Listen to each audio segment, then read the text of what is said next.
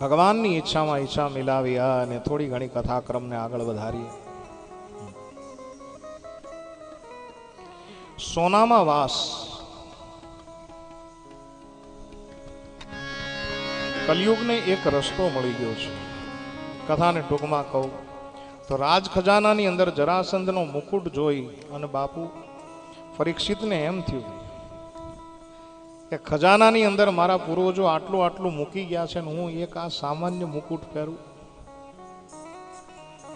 મને કહેવા દો, ધર્મનો મુકુટ નીચે ઉતાર્યો અને અધર્મ રૂપી જરાસંધનો મુકુટ માથે પહેર્યો છે.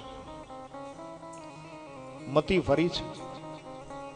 શિકાર માટે ગયો, જંગલની અંદર એક બાણથી સિંહનો શિકાર કરી નાખ્યા. પરીક્ષિત આજ હરણાને ન મારી શક્યો. ભૂખ લાગી, તરસ લાગી, એક આશ્રમની અંદર ગયો.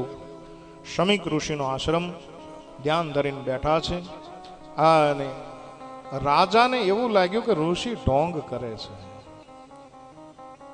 કથા સાંભળી રહ્યા છો ત્યારે મેરે ભાઈ બહેન, એક વાત કહો કે જે સાચો સંત હોય ને એ કોઈ દી ઢોંગી ન હોઈ શકે. આ યાદ રાખો.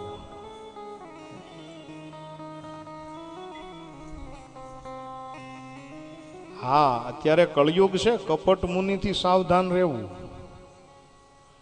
તમને કોઈ ભોળવી ન જાય. ઘણા ઘણા ખિસ્સામાં જ કંઠિયું રાખે છે.